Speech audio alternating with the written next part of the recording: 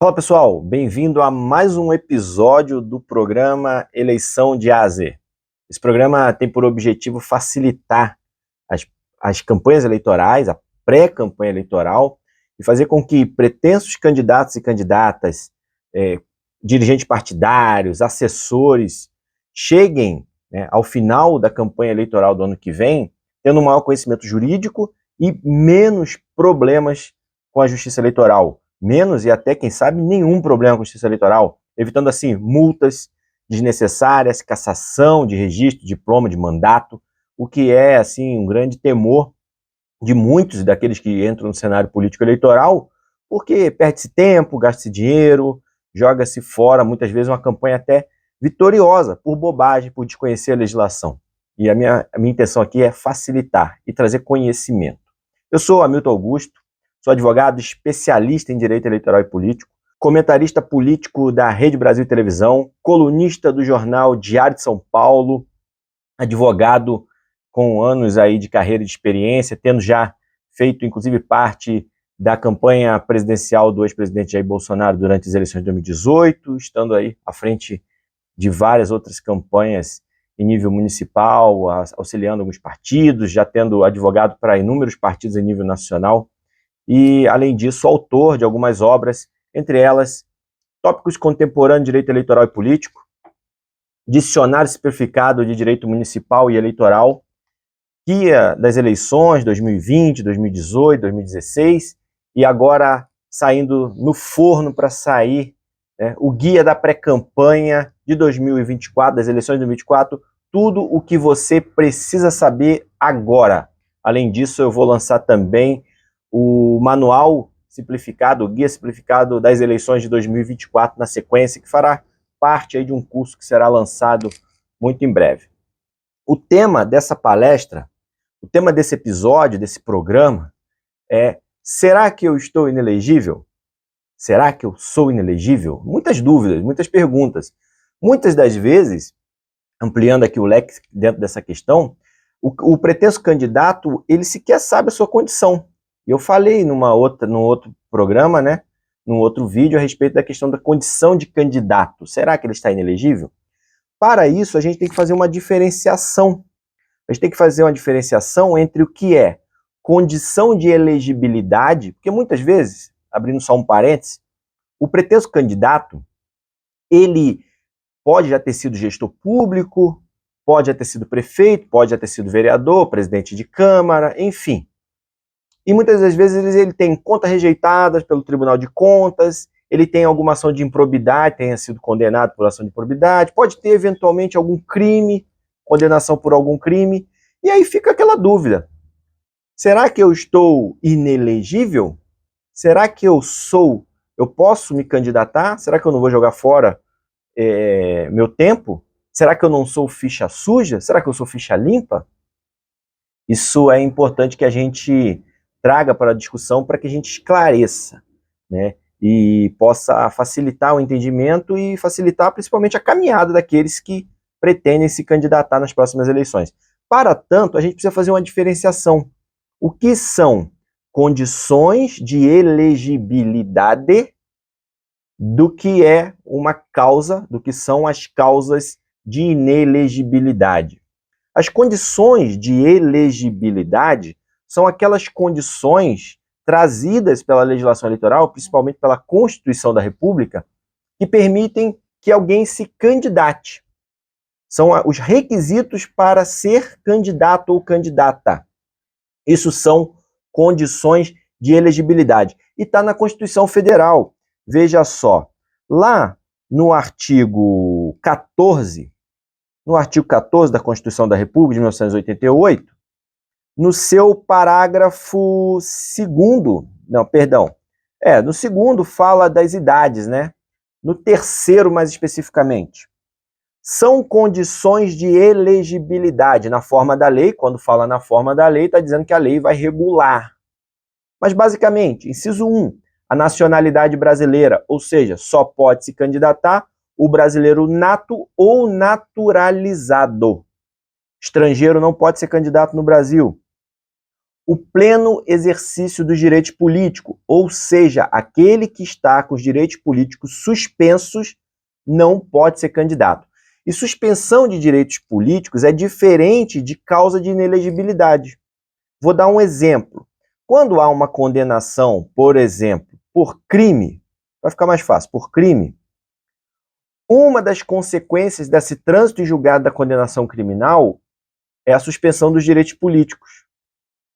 Ao mesmo tempo que é causa de inelegibilidade, sendo que, na inelegibilidade, ela começa a contar, embora tenha uma ação no Supremo Tribunal Federal que está analisando essa questão, ela começa a contar do fim do cumprimento integral da pena.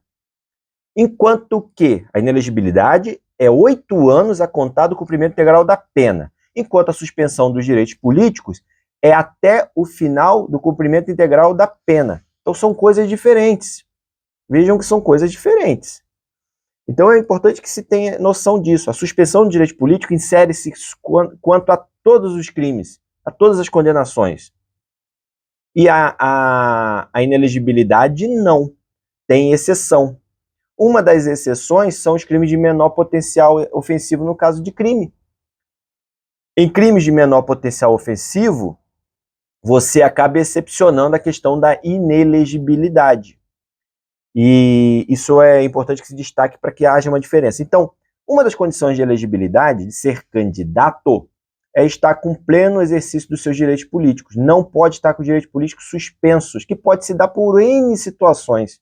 Ausência de quitação eleitoral, condenação por improbidade administrativa, condenação criminal, condenação por improbidade desde que haja a suspensão, porque lá fala no período de suspensão, de 3 anos, 5 anos, que não tem a ver com inelegibilidade, que a inelegibilidade é sempre 8 anos, correto? E aí, inciso 3, alistamento eleitoral. O que é? Está devidamente cadastrado no cadastro da Justiça Eleitoral, registrado como eleitor, e aí ele pode ser candidato. Inciso 4, domicílio eleitoral na circunscrição, que agora, né, vieram várias mudanças, tanto o domicílio quanto a filiação, 6 meses antes do pleito, ou seja, no próximo ano, a partir até tem que estar filiado, domiciliado na cidade, no município onde irá concorrer, circunscrição é isso, no município ou estado onde irá concorrer, no caso dessa eleição de vereador e prefeito, no município onde irá concorrer, circunscrição eleitoral, tem que estar filiado e domiciliado nesse local até 6 de abril de 2024. Passado isso, não cumpre uma das condições de elegibilidade, portanto, fica impedido de se candidatar. Domicílio eleitoral na circunscrição, filiação partidária, tem que estar filiado a um partido político no período que eu falei, até 6 meses antes das eleições, e idade mínima. O que é idade mínima? Idade mínima, cada tipo de candidatura, cada candidatura tem um requisito de uma idade mínima. Exemplo, 35 anos para presidente da República, vice-presidente e senador, então não pode ter menos de 35 anos. 30 anos para governador, vice-governador dos estados e do Distrito Federal, 30 anos. 21 anos para deputado federal, deputado estadual, deputado distrital, que é aí do Distrito Federal, prefeito, vice-prefeito, e aqui insere-se, inclusive, juiz de paz. Não tem a ver muito com o que a gente vai tratar, mas enfim, é importante que se saiba. 21 anos, prefeito e vice-prefeito, mínimo de 21 anos. 18 anos para vereador. Aqui é importante que se destaque o seguinte: essa idade é verificada no momento da posse, na data da posse. Então ele pode concorrer à eleição com menos idade do que está se solicitando aqui. Né? No caso de prefeito, ele pode concorrer com 20 anos, desde que ele faça 21 até dezembro, por exemplo, até a data da posse, até 1º de janeiro. No caso de vereador, é diferente, porque como o vereador é 18 anos, e 18 anos é maioridade, não pode, pelo entendimento jurisprudencial, não se pode disputar uma eleição sendo inimputável, sendo menor. Então o vereador deve-se verificar a sua idade na data do registro de candidatura. Quando for registrar a candidatura, ele já tem que ter 18 anos, porque ele não pode praticar atos eleitorais sendo menor. Senão, como que ele vai ser punido por eventual crime ou prática ilícita? Então, essa é a diferenciação, isso é importante. Além disso, a legislação diz o seguinte: são inelegíveis os inalistáveis e os analfabetos. Inalistáveis são aqueles, por exemplo, os militares conscritos, aqueles que estão no serviço militar obrigatório, eles são inalistáveis. E os analfabetos. Analfabetismo na legislação brasileira é mais difícil de se verificar, né? Não de se verificar materialmente falando, mas se verificar processualmente falando, de se comprovar. Como que é comprovada a questão do analfabetismo? É feita uma avaliação com o candidato se houver alguma impugnação, o que é muito raro. É muito raro. Lamentável, porque deveria ter um mínimo de conhecimento, inclusive um mínimo de formação, pelo menos alguns cursos para que o candidato, a candidata pudesse disputar uma eleição, porque acaba jogando, né, a régua muito embaixo.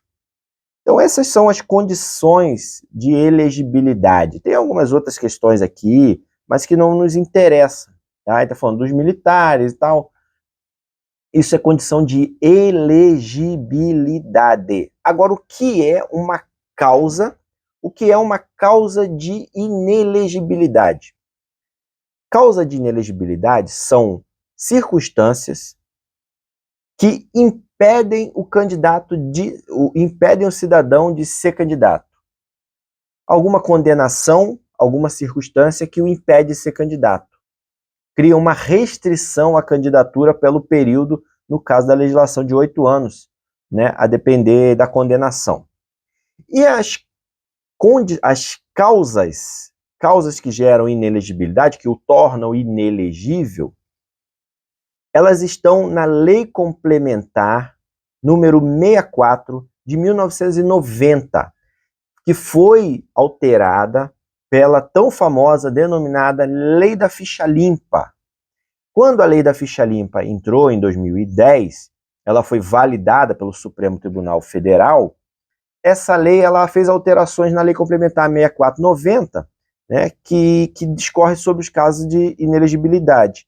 E acrescentou, principalmente, né, fez uma alteração principal no artigo 1º, inciso 1º, artigo 1º, parágrafo 1º, inciso 1º, e as suas alíneas, trazendo as principais causas de inelegibilidade. E eu vou discorrer sobre elas, sobre as principais. Ela fala de algumas coisas genéricas, que eu até já falei, sobre também a causa de inelegibilidade, a questão dos inalistáveis analfabetos, além de uma condição, é uma causa de inelegibilidade. E ela traz outras questões correlatas que a gente tem que trazer aqui e abrir. Na verdade, no artigo 1º, inciso 1, são inelegíveis. A lei fala assim, na Lei 6490, são inelegíveis para qualquer cargo. Para qualquer cargo. Os inalistáveis e os analfabetos. Até aí, ok. A linha A, né? A linha B, os membros do Congresso Nacional, das Assembleias Legislativas, das Câmaras Legislativas, das Câmaras Municipais, que hajam perdido os mandatos, os respectivos mandatos, por infringência do disposto no inciso 1 e 2 do artigo 55 da Constituição, quebra de decoro parlamentar, tá? Cassação pelo próprio órgão, aqui é cassação pela Câmara, cassação... No caso das eleições agora eu vou me restringir a falar da Câmara. Aqui é inelegibilidade pela cassação da Câmara, pelos seus próprios pares. Inciso 1 e 2 do artigo 55 da Constituição. Do dispositivo equivalente sobre perda do mandato das Constituições estaduais e leis orgânicas dos municípios do Distrito Federal para as eleições que se realizarem durante o período remanescente do mandato, tá? Para o qual foram eleitos, e nos 8 anos subsequentes ao término da legislatura. Olha só, o vereador cassado nessa legislatura, ele está inelegível até 31 de dezembro desse ano, do ano que vem, e mais 8 anos após o fim da sua legislatura. Isso é inelegibilidade. Como que se discute isso? Fui cassado pela Câmara, aí vai ter que entrar com uma ação na Justiça Comum, estadual, para discutir eventuais excessos, abusos, nulidades dessa cassação da Câmara. Embora a Justiça Estadual não adentre, né, como é hábito, as decisões políticas dos órgãos do Legislativo, por uma questão de não interferência de um órgão sobre outro, mas eventuais nulidades, abusos, excessos, podem sim ser revertidos, principalmente se for comprovado que houve alguma ilicitude no procedimento, alguma nulidade no próprio procedimento. Isso é importante deixar claro, que muita gente fala, não cabe tomar alguma atitude contra uma decisão da Câmara Municipal, a Câmara é soberana, a Câmara, a Assembleia. Cabe sim, quando há vício na decisão. Que tipo de vício? Não abriu prazo para defesa, atropelou o procedimento, não permitiu que a parte fizesse sustentação, os advogados fizessem sustentação oral, não liberou o relatório final, o relatório preliminar, ampla defesa e contraditório. Houve alguma ofensa, ampla defesa e contraditório, vício no procedimento, esse procedimento é nulo, pode sim o Justiça Estadual anular. E pode agora, por exemplo, anular e permitir que o candidato, que então estaria inelegível, não esteja mais na data do registro de candidatura. Então é importante se destacar isso. Essa é uma das causas de inelegibilidade. A outra, vamos lá, a linha C, governador ou vice-governador de estado, Distrito Federal, prefeito e vice-prefeito que perderem seus cargos por infringência do disposto na Constituição, da estadual, lei orgânica, Distrito Federal, lei orgânica do município, para as eleições realizadas durante o período remanescente e nos 8 anos subsequentes.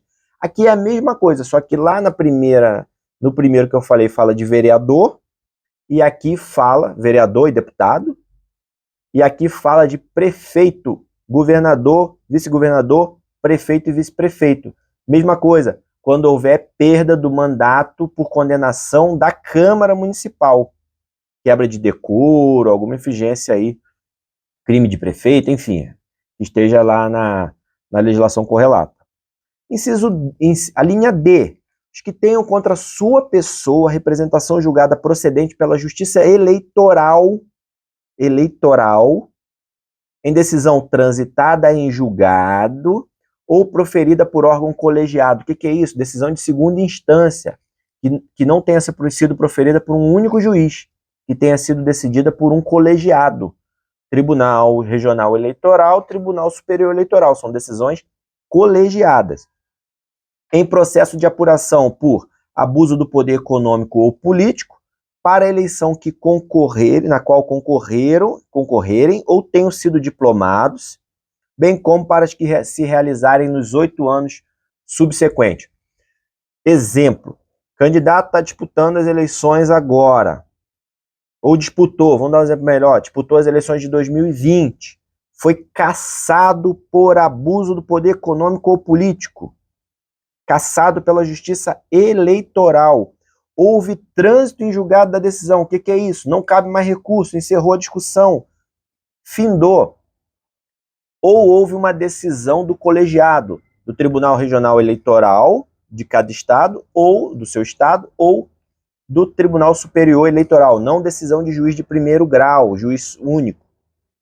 Com essa decisão, ele está inelegível até o final dessa legislatura e os 8 anos posteriores, por decisão da Justiça Eleitoral, que reconheça a cassação do mandato do registro do diploma, que reconheça abuso do poder político e econômico. Isso aqui acontece muito, porque a Justiça Eleitoral caça muito vereador, caça muito prefeito. Então ele fica inelegível. Tem como reverter? Só se houver, se não transitou em julgado, e se houver uma decisão da Justiça revertendo, uma decisão de um Tribunal Superior revertendo, Tribunal Regional Eleitoral ou do TSE, ou se o processo estiver correndo e couber uma liminar. Se conseguir uma liminar até o registro de candidatura, ok. Do contrário, está inelegível. A linha E. Esse aqui fala de crime, que a gente falou no começo.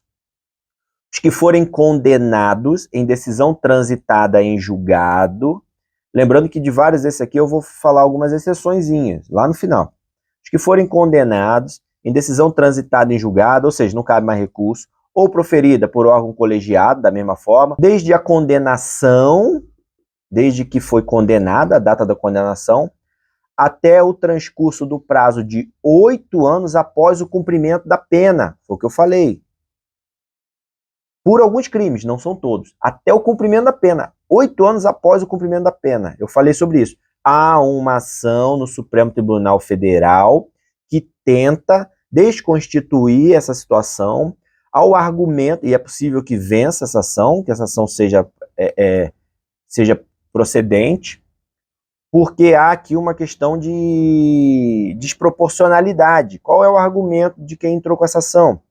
O argumento é que essa ação é desproporcional, uma vez que pode ser que determinada pessoa seja condenada, por exemplo, uma pena de 30 anos, e ela fica mais 8 anos inelegível, ou seja, praticamente uma pena perpétua. Não vamos entrar na discussão, não é perpétuo, o Brasil não tem pena perpétua, 40 anos é pouco. Não, nós estamos falando, o grande problema é o seguinte, a pena de privativa de liberdade, a pena criminal, ela acaba sendo menor do que a política, e a gente tem que fazer uma diferenciação, né? Então, há uma tentativa de que se faça uma adequação para que esses 8 anos não seja do cumprimento integral da pena, mas a partir do trânsito julgado da decisão condenatória. Contaria-se 8 anos. Embora o candidato ficaria aí com o direito político suspenso. O que meu entendimento? Deveria haver uma regulação para dizer o seguinte, fica inelegível desde a condenação até 8 anos após o trânsito em julgado da pena condenatória, da condenação criminal, né? Salvo se a pena for superior, ocasião em que a inelegibilidade se estende até o final do período da pena. Por quê? Porque o candidato ele vai ser elegível e ainda estará condenado? Vai haver uma discrepância, ele está com os direitos políticos suspensos até o final do cumprimento da pena, mas ele já está elegível porque, por exemplo, ele pegou uma pena de 10 anos e ele tem 8 de inelegibilidade, sobra 2. Então, no caso das penas menores que 8 anos, a inelegibilidade ficaria em 8 anos após a trânsito em julgado, perfeito. E no caso das penas maiores que 8 anos, estenderia-se até o cumprimento integral da pena, e não 8 anos após o cumprimento integral da pena. Seria uma adequação legislativa bem interessante. E a gente ainda vai ter muita discussão sobre isso e tal. Enfim, isso aí, abrindo até um parênteses, é o que eu falo muito. Tem que ter preparo para estar lá no Congresso. Tem que ter preparo para saber dialogar, para saber trazer as questões. Não adianta só ficar criando leis se não tem um conhecimento da causa, não tem conhecimento da legislação, não tem conhecimento de nada. E aí fica essa confusão. Mas quais crimes, enfim, quais crimes estão abarcados pela causa de inelegibilidade, né, dos 8 anos de causa de inelegibilidade relacionada a crime, da linha E, da lei da ficha limpa? São os seguintes crimes. Não são todos, óbvio. Contra a economia popular, a fé pública, a administração pública e o patrimônio público. Crime de corrupção. Contra o patrimônio privado, o sistema financeiro, o mercado de capitais e os previstos na lei que regula a falência. Aqui está falando patrimônio privado, está falando de furto, roubo, quase todos os crimes, a exceção é muito pouca. 3, contra o meio ambiente e a saúde pública. Esse aqui é muito interessante, que eu já tive um exemplo, e eu já citei isso num outro episódio, de um vereador no interior do estado de São Paulo, e ele foi pescar. E aí estava no defeso, então tem que estar muito atento a isso. Estava no defeso, época do defeso, a gente acha que tudo é tão tranquilo, né? A legislação é tão tranquila no Brasil. Pode tudo. Tem que ter cuidado de ter muita pegadinha. Ele foi pescar. E aí ele foi pescar com uma rede que não era permitida por conta do defeso. Foi preso em flagrante por crime ambiental. Estava pescando na beira do rio. Em tese nada demais, mas estava no período de defeso. Crime contra o meio ambiente, onde ele caiu? Aqui nessa previsão. Crime contra o meio ambiente. Condenado por crime ambiental, a pena que não correspondia a menor potencial ofensivo, pena maior que 2 anos. Olha isso, pena máxima maior que 2 anos. Daí ele ficou inelegível. Então tem que ter muito cuidado com isso. Crimes eleitorais, para os quais a lei comine pena privativa de liberdade, isso aqui é muito importante. No caso de crimes eleitorais, só aqueles cuja pena seja privativa de liberdade. Pena de multa, tá fora. Ah, eu fui condenado por um crime eleitoral, boca de urna. Qual é a pena? É privativa de liberdade ou é só multa? Tem que avaliar. Se for só multa, não está inelegível. Se a pena for privativa de liberdade, o que seja? Cadeia, reclusão ou detenção. Houve prisão, determinação, condenação por pena de prisão, inelegível. A condenação é só por multa, não está inelegível. Então, entenda as diferenças. 5. Abuso de autoridade nos casos em que houver condenação à perda do cargo ou à inabilitação para o exercício da função pública. 6. Lavagem ou ocultação de bens, direitos e valores. O que é isso? Lavagem de capitais, lavagem de dinheiro, crime de lavagem de dinheiro, cai aqui também, embora já estaria lá em cima quanto ao patrimônio, sistema financeiro, mercado previsto. 7.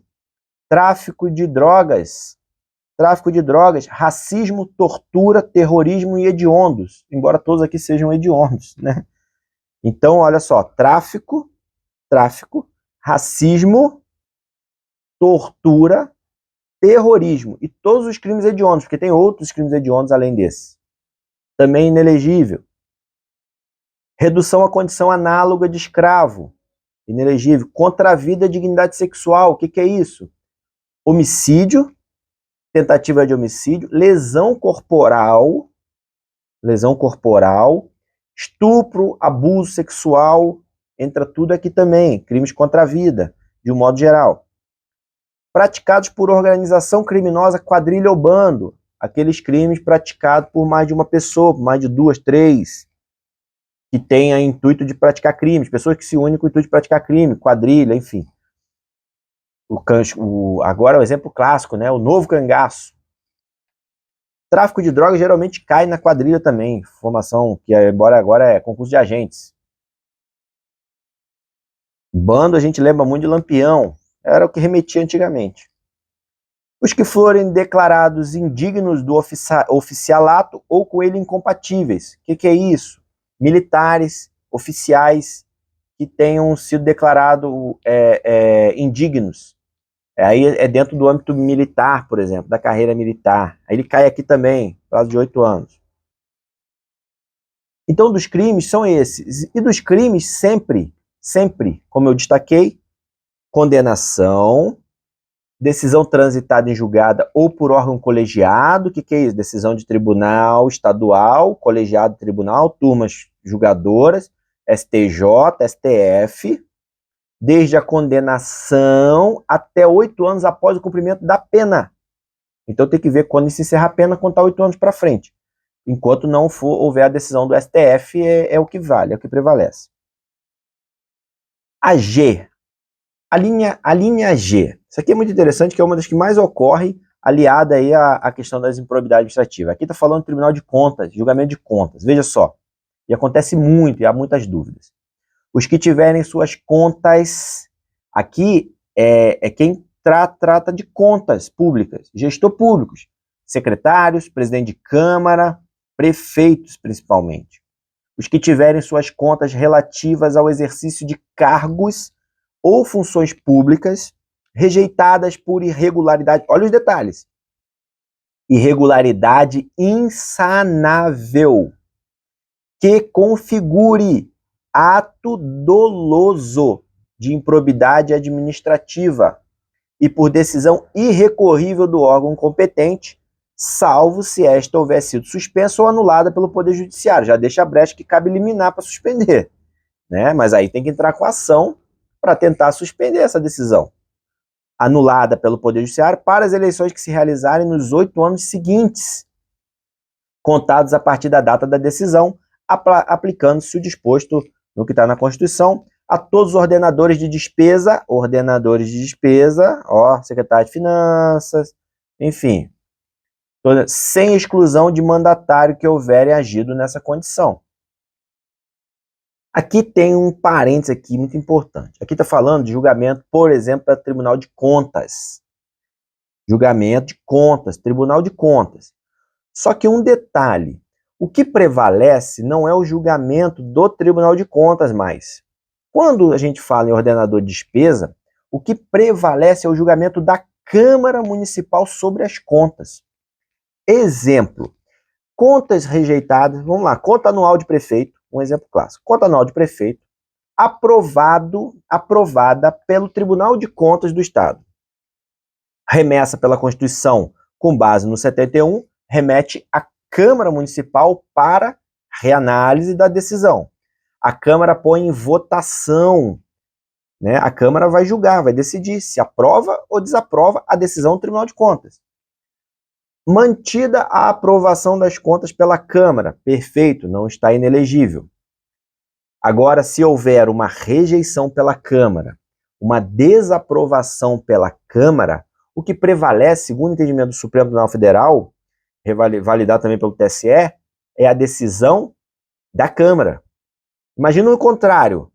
Tribunal de Contas do Estado desaprova as contas do prefeito. Manda para a Câmara. E a Câmara aprova. O que vale? Aprovação da Câmara. No caso de aprovação da Câmara, não está inelegível. Isso olhando rapidamente. E no caso de desaprovação pela Câmara, está inelegível, olhando rapidamente. Por quê? Porque a gente tem que aprofundar e olhar o seguinte. Consta do voto do relatório que houve irregularidade insanável que configura ato doloso de improbidade administrativa? Se não constar, cabe discussão. E é aqui o pulo do gato. É aqui onde muitos escapam, é aqui onde muitos escapam e aqui é onde muitos caem. Então não é somente a rejeição das contas. Tem que se analisar o que consta do relatório do voto. O Tribunal de Contas disse que foi mero vício, mera irregularidade de sanabilidade. A Câmara veio e sem fundamentar, desaprovou. Não está configurado, não está delineado, escrito a vício insanável que configura ato doloso de improbidade. Cabe discussão. Cabe discussão. E ainda que constar o vício pela jurisprudência da Justiça Eleitoral e da própria jurisprudência do Tribunal de Contas não é, em tese, um vício grave, cabe discussão também no âmbito da Justiça Eleitoral. Então, esse é um ponto. Isso aqui tem que ter muita atenção nesse ponto aqui. H. Os detentores de cargo da administração pública, direta, indireta ou fundacional, que beneficiarem a si ou a terceiros por abuso do poder político ou econômico, que forem condenados em decisão transitada, julgada ou proferido por órgão colegiado para eleição que concorrerem ou tenham sido diplomados, bem como as penas que se realizarem no 8 ano seguinte. Aqui está falando de funcionário público que tenha sido condenado por abuso do poder político e econômico, detentores de cargos na administração pública, direta, indireta ou fundacional, tá? Que hajam aqui benefício a si ou a terceiro. Então, vamos lá. E, a linha I, os que em estabelecimento de crédito, financiamento ou seguro tenham sido ou estejam sendo objeto de processo de liquidação judicial ou extrajudicial, isso aqui é muito difícil, hajam exercido nos 12 meses anteriores à respectiva decretação, cargo ou função de direção, administração ou representação, enquanto não for exonerado de qualquer responsabilidade. Aqui, muito relacionado a quem é administrador de empresas, trabalha no campo financeiro, enfim. J. Aqui, essa acontece bastante, tá? J. Os que forem condenados em decisão transitada e julgada ou proferido por órgão colegiado da Justiça Eleitoral, na verdade o H casa muito com o J também, né? Mais com o J. Por corrupção eleitoral, por captação ilícita de sufrágio, por doação, captação ou gastos ilícitos de recurso de campanha, ou por conduta vedada aos agentes públicos em campanhas eleitorais que impliquem cassação do registro ou do diploma. Aqui já fala em cassação de registro ou do diploma, pelo prazo de 8 anos a contar da eleição que concorreu. No caso aqui, a gente está falando basicamente de abuso do poder econômico e compra de votos. Corrupção, abuso do poder econômico, compra de votos. Veja só o que ele fala. Corrupção eleitoral, captação ilícita de sufrágio. O que é isso? Compra de votos. Compra de votos. Artigo 41A da lei das eleições. Doação, captação ou gastos ilícitos de recursos de campanha, isso aqui é abuso do poder econômico, desvio de recursos, falsidade ideológica eleitoral, está tudo dentro da questão financeira de contabilidade eleitoral. Ou conduta vedada. O que é conduta vedada? Proibição de algum ato que é vedado, algum ato, eu vou ter uma aula só para isso, algum ato que é vedado nas eleições que pode gerar cassação. Exemplo mais clássico de todos, candidato, detentor de mandato que participa de inauguração de obra pública nos 3 meses anteriores à eleição. Conduta vedada aos agentes públicos. Então, atenção a isso aí também. K. Aí vamos para frente. K. Presidente da República, governador do Estado, do Distrito Federal, o prefeito, os membros do Congresso, o prefeito, os membros do Congresso, das Assembleias, das Câmaras Legislativas, das Câmaras Municipais, que renunciarem aos seus mandatos desde o oferecimento de representação ou petição capaz de autorizar a abertura de processo por infringência ao dispositivo na Constituição Federal, Estadual, lei orgânica, para as eleições que se realizarem durante o período remanescente do mandato para o qual forem eleitos e nos 8 anos subsequentes ao término da legislatura. O que é isso? Exemplo, abriu-se uma SEI, uma comissão para apurar alguma prática de falta de decoro parlamentar por algum vereador. Abriu-se processo administrativo para apurar. A processo de cassação está aberto. Houve a representação. E ele fala o seguinte, não é só quando abre. Renunciar, isso aqui é o caso Collor também, renunciar aos mandatos a partir do oferecimento da representação ou petição capaz de autorizar a abertura de procedimento que possa gerar a sua cassação. Ou seja, o vereador, há um protocolo na Câmara de pedido de cassação de um determinado vereador. Ele vendo que não vai escapar, para tentar fugir à inelegibilidade de eventual cassação, ele renuncia. Essa renúncia, para fugir da condenação, faz com que ele caia aqui na linha K, ou seja, inelegível para até o final dessa legislatura e os 8 anos posteriores. Isso aqui é para fazer com que se evite malandragem, evite driblar a legislação. O famoso caso Collor. Collor renunciou para não ser cassado, para não ser impeachmentado. Foi impeachmentado do mesmo jeito, o processo continuou correndo. Ficou inelegível. A linha L. Essa aqui é a mais importante de todas. Essa aqui é a que mais acontece. Essa aqui é a que mais a gente vê na prática. É a que mais pega candidato e é a que mais causa pegadinha e dúvida.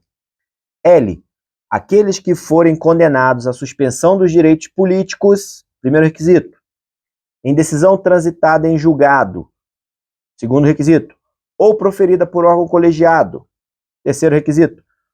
Aí o mais importante, por ato doloso de improbidade administrativa. Aqui está falando de improbidade administrativa. Mas é só isso? Não, porque improbidade administrativa tem várias circunstâncias.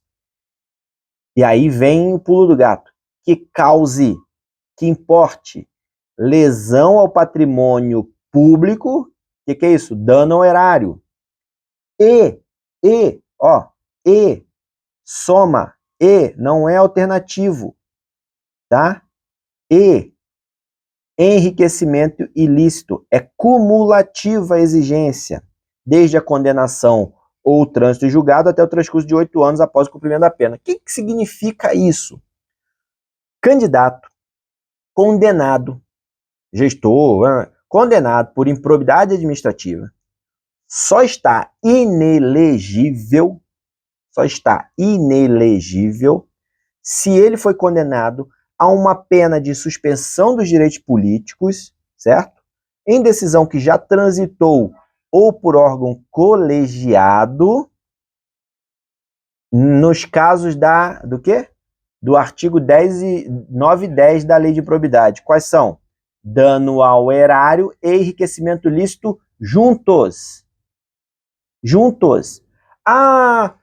Doutor, eu fui condenado à improbidade administrativa por princípios constitucionais, ofensa ao princípio da publicidade. Estou inelegível? Não. Doutor, eu fui condenado por dano ao erário, mas não teve enriquecimento ilícito e a sentença diz muito claro que não teve enriquecimento ilícito. Estou inelegível? Não. E aí o inverso já não é verdade, que em quase todas as situações que há enriquecimento ilícito, há dano ao erário. Quando há enriquecimento ilícito, há dano ao erário. Mas quando há dano ao erário, pode não haver enriquecimento ilícito. Entende? Tem que ser apurado, tem que ser analisado. Mas essa aqui é a pegadinha clássica. Todo mundo que tem uma condenação por improbidade acha que está inelegível e não está. Na maioria das vezes não está. Cabe somar? Eu tenho cinco ações de improbidade. Em uma eu fui condenado por dano ao erário, na outra por enriquecimento ilícito. Junto as duas eu estou pelos dois? Não, análise individual. Eu falo só o que eu já vi.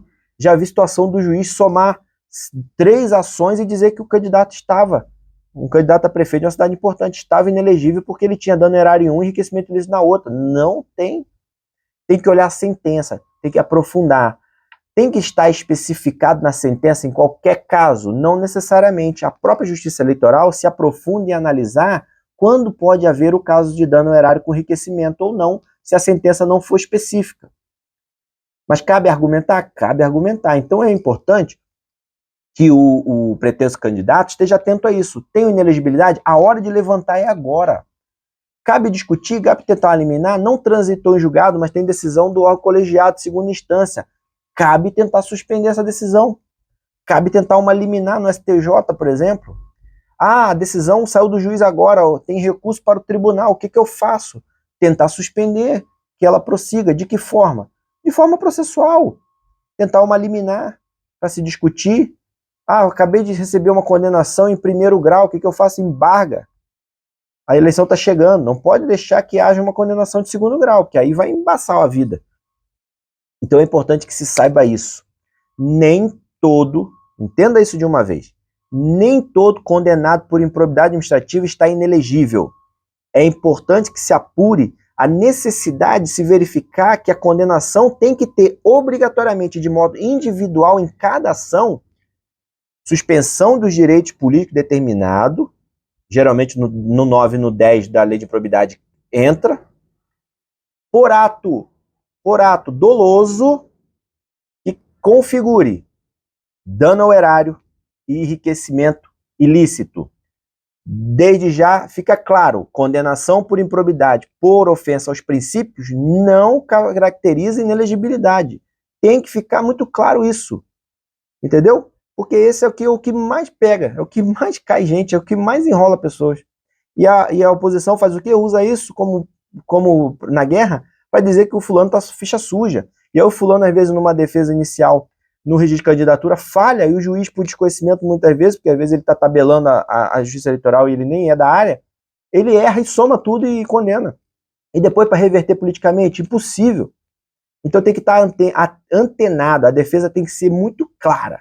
Não tem jurisprudência da Justiça Eleitoral. Caso clássico, quer pesquisar? Caso clássico. Quatá, eleição de 2016. Foi feita discussão no TSE. Relatora ministra Luciana Lócio. Está lá o caso de Quatá, da cidade de Quatá de São Paulo. Ministra Luciana Lócio deixou muito claro. É cumulativo, tem que ter dano ao erário, enriquecimento ilícito, suspensão de direito político por ato doloso de improbidade. Se não tiver, não está inelegível. Só uma ou outra não cabe. O ministro Herman Benjamin, à época, tentou fazer com que isso se tornasse alternativo, ou dano ao erário ou enriquecimento ilícito. Não passou. Mantiveram a jurisprudência está mantida até hoje. É assim, ponto. M, o que forem, aí vamos em frente, os que forem excluídos do exercício da profissão por decisão sancionatória por órgão profissional competente em decorrência de infração ética profissional pelo prazo de 8 anos, salvo se o ato houver sido anulado, suspenso pelo Poder Judiciário. Aqui está falando de órgão de classe, então cuidado, às vezes você, de repente, foi expulso do Conselho de Medicina, foi expulso da advocacia, foi expulso do teu órgão de classe, do COFEM, COREM, e está inelegível, entendeu? Está inelegível, o órgão de classe também entra aqui. N, o que forem condenados em decisão transitada julgada ou preferido por órgão colegiado em razão de terem desfeito ou simulado de fazer vínculo conjugal ou de união estável para evitar caracterizar a inelegibilidade pelo prazo de 8 anos. O que é isso aqui? É aquele casal, sabe o casal, que um é prefeito e a outra é esposa? Ou vice-versa, um é prefeito e o outro é marido? E aí, para não caracterizar a inelegibilidade por nepotismo, né, na sequência, porque é impedido a inelegibilidade, não pode haver terceiro mandato consecutivo familiar, eles se separam, se divorciam para simular que não estão mais juntos. Já caracteriza aqui, ó, também a inelegibilidade. Então fica atento, não adianta tentar simular, que a prova vai comprovar que foi simulado. Ó, os que forem demitidos do serviço público em decorrência de processo administrativo ou judicial pelo prazo de 8 anos, contado da decisão, salvo se suspenso ou anulado pelo Poder Judiciário.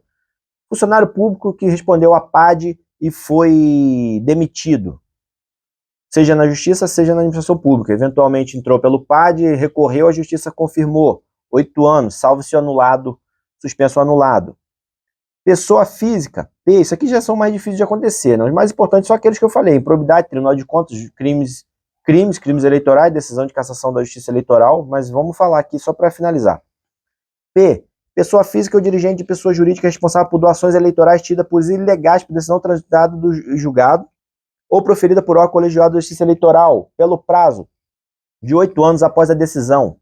Isso aqui é o seguinte: eu sou empresário, mas isso aqui não cabe mais, porque hoje não tem como fazer doação de empresa. Eu sou empresário e faço doação eleitoral tida como ilícita. Ainda cabe? Cabe se eu for, por exemplo, conselheiro de empresa. E aí, na minha pessoa física, eu tento fazer uma manobra para doar para alguém, né? Então, eu acabo ficando inelegível também por doação reconhecida ilícita pela Justiça Eleitoral. Que magistrados e membros do Ministério Público que forem aposentados compulsoriamente por decisão sancionatória, que tenha perdido o cargo por sentença ou que tenha pedido exoneração ou aposentadoria voluntária na pendência de processo administrativo disciplinar pelo prazo de 8 anos. Na verdade, só abrindo parênteses, o caso da Dallagnol cai aqui no quê? Porque ele pediu exoneração na pendência de processo administrativo disciplinar. E aí a Justiça Eleitoral entendeu, embora ele alegue que não foi, mas a Justiça Eleitoral entendeu que sim, então caiu no quê? Certo? E aí a gente entra aqui nas condutas vedadas, presidente, até 6 meses depois de afastamento, isso aqui eu não vou entrar, eu estou falando de condições de inelegibilidade as mais importantes, tá? Eu preciso só ir aqui embaixo para falar para vocês o seguinte, ó, as exceções, tá? As exceções, deem uma olhada numa coisa. Dê uma olhada numa coisa aqui importante, ó. Olha aqui. Aí é quando a gente fala de família. São inelegíveis no território da jurisdição do titular. Do titular, ou seja, no território do prefeito ou da prefeita, são inelegíveis o cônjuge e os parentes, consanguíneos ou afins, cunhado, irmão, primo, até o 2º grau.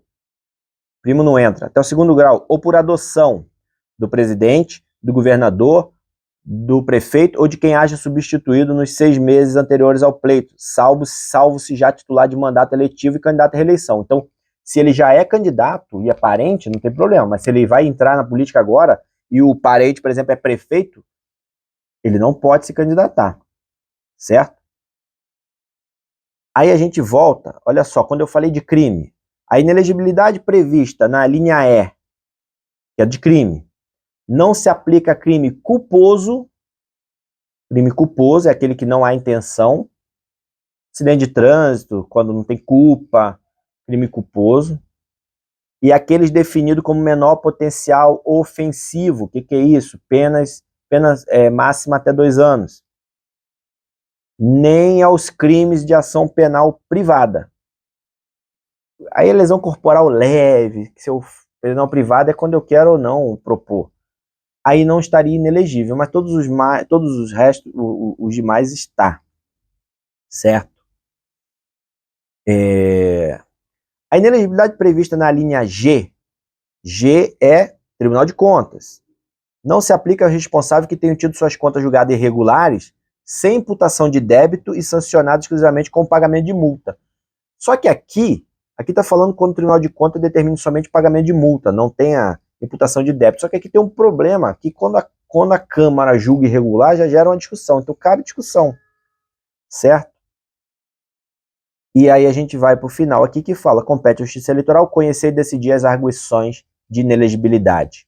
Será feita perante, cabe a qualquer candidato, partido, coligação o Ministério Público, no prazo de 5 dias contado da publicação do pedido de registro de candidatura, impugnar o registro daquelas pessoas que se entendam que estão inelegíveis. Agora, um detalhe, certo? Olha isso aqui. Tem uma previsão, tá tumultuada aqui a legislação, a letrinha pequenininha, tem uma previsão que diz o seguinte: se você impugna um registro de candidatura, faz uma alegação de inelegibilidade, noticia uma inelegibilidade, sabendo não ser, você incorre numa ilicitude, incorre num crime. Então, cuidado com isso. Não vai tentar querer se arvorar e dizer que todo mundo é inelegível, eu quero prejudicar meu adversário, então eu vou fazer, porque aqui eu posso fazer o que eu quiser, a justiça eleitoral não paga custas. Já ouvi muito isso. Então, cuidado com isso, tá?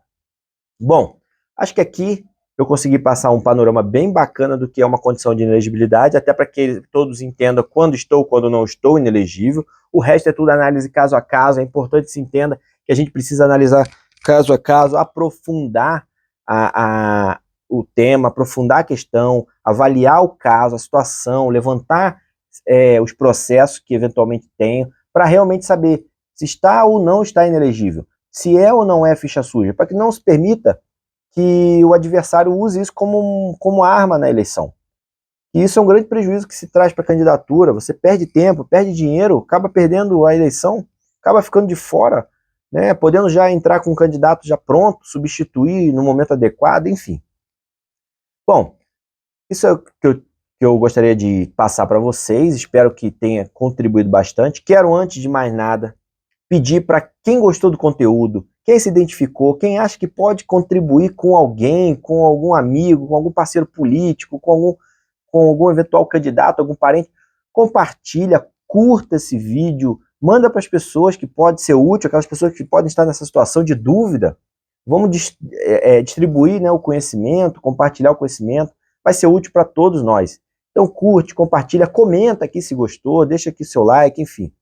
Chegamos ao final, né, como eu disse, do nosso vídeo. Espero que vocês tenham gostado muito. Foi feito com muito carinho, com muita, assim, focado naquilo que realmente importa, trabalhado, muito ajustado para alcançar uma finalidade, que é auxiliar todos aqueles que eventualmente irão disputar as eleições do ano que vem, estejam numa situação de dúvida, pré-campanha, né?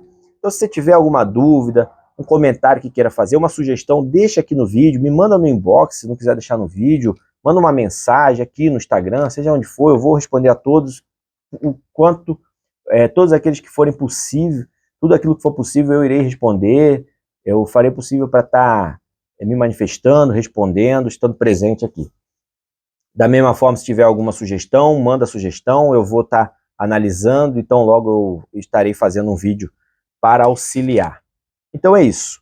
Gostou? Curta, compartilhe, manda para quem precisa, comente, nos ajude a difundir conhecimento. Chegamos então ao fim de mais um programa Eleição de A a Z, e logo logo a gente volta com mais um tema bacana, mais um tema importante sobre as eleições, sobre o processo político. Logo logo a gente está de volta. Um abraço.